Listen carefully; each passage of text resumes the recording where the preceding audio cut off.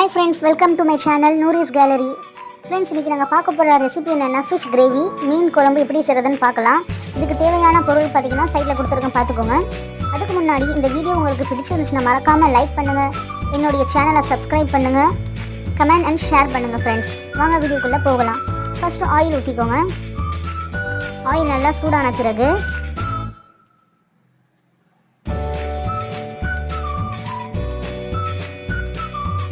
ஒரு பட்டை, ஒரு ஏலக்கா, ஒரு கிராம்பு போட்டிருக்கேன். அப்புறம் 2 வெங்காயம் நான் வந்து கட் பண்ணி போட்டிருக்கேன். போட்டு நல்லா வதக்கணும். வெங்காயம் வந்து கொஞ்சம் ஜூசி டைப்பில் வர வரைக்கும் நாங்கள் என்ன செய்யணும், வதக்கணும். ரொம்ப போட்டு கருகி விடக்கூடாது.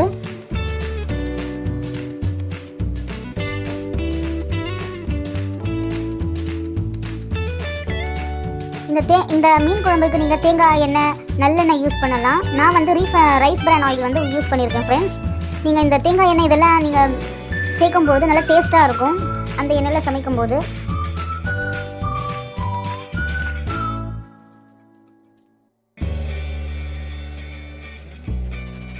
நான் சால்ட் கொஞ்சம் ஆட் பண்ணியிருக்கேன். எதுக்காகனா வெங்காயம் வந்து கருகாது, சீக்கிரம் வந்து அந்த ஜூசி ஆகிறதுக்காக உதவும் அது.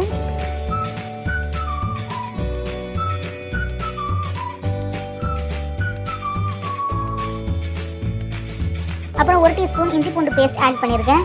நல்லா போட்டு என்ன செய்யுங்க, மிக்ஸ் பண்ணி நல்லா வதக்குங்க ஃப்ரெண்ட்ஸ். நல்ல ஒரு ஃப்ளேவர் வரணும், அந்த இஞ்சி பூண்டு ஃப்ளேவரு.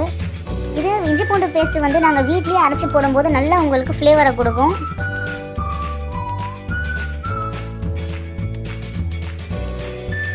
அப்புறம் 4 தக்காளி பேஸ்ட்டு, இது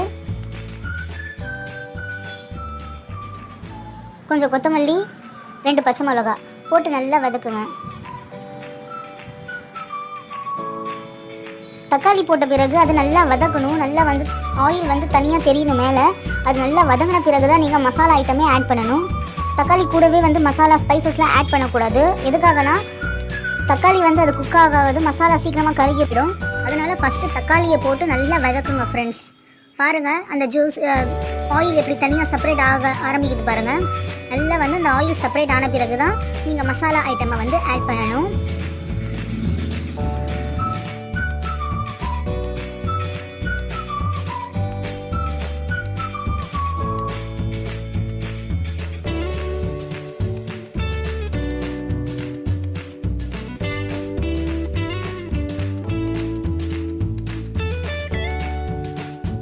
நான் 1 டீஸ்பூன் வந்து சில்லி பவுடர் ஆட் பண்ணியிருக்கேன். 1/4 டீஸ்பூன் மஞ்சள் தூள் ஆட் பண்ணியிருக்கேன். இது ஃபிஷ் மசாலா பவுடர் நீங்கள் வேணும்னா ஆட் பண்ணலாம், அப்படி இல்லைன்னா விட்டுடலாம். இல்லைன்னா கரம் மசாலாவும் நீங்கள் ஆட் பண்ணலாம். போட்டு நல்லா வதக்கணும் ஃப்ரெண்ட்ஸ்.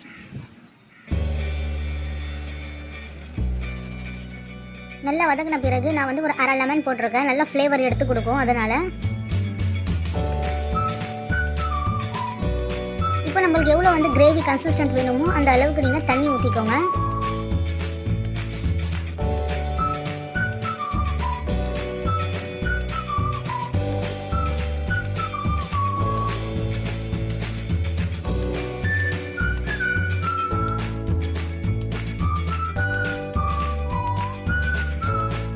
நல்லா தண்ணி கொதி வந்த பிறகு நான் மீன் ஆட் பண்ணியிருக்கேன். இது வந்து தேங்காய் பாறை மீன். நான் எந்தெந்த மீன் வந்து இந்த மாதிரி கிரேவி செய்யலான்னு சொல்லி உங்களுக்கு டிஸ்கிரிப்ஷனில் கொடுக்குறேன். அதை போய் நீங்கள் செக் பண்ணிக்கோங்க. சில மீனுக்கு இந்த மாதிரி கிரேவி நல்லாயிருக்கும், சில மீனுக்கு பார்த்தீங்கன்னா நல்லா இருக்காது, சப்புன்னு இருக்கும்.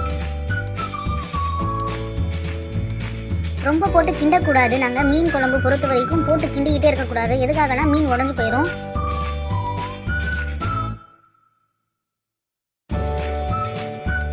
கொஞ்சோண்டு நான் வந்து சுகர் ஆட் பண்ணியிருக்கேன் ஃப்ளேவருக்காக. பாருங்கள் நல்லா ஒரு 2-3 மினிட்ஸ் நல்லா சிம்மில் வச்சு குக் பண்ணுங்கள். அவ்வளோதான் ஃப்ரெண்ட்ஸ், ரெடி ஆகிடுச்சு பாருங்கள். சூப்பரான டேஸ்டியான மீன் குழம்பு. இந்த வீடியோ உங்களுக்கு பிடிச்சிருந்துச்சுன்னா லைக் பண்ணுங்கள், என்னுடைய சேனலை சப்ஸ்கிரைப் பண்ணுங்கள், மறக்காமல் கமெண்ட்டும் ஷேர் பண்ணுங்கள் ஃப்ரெண்ட்ஸ்.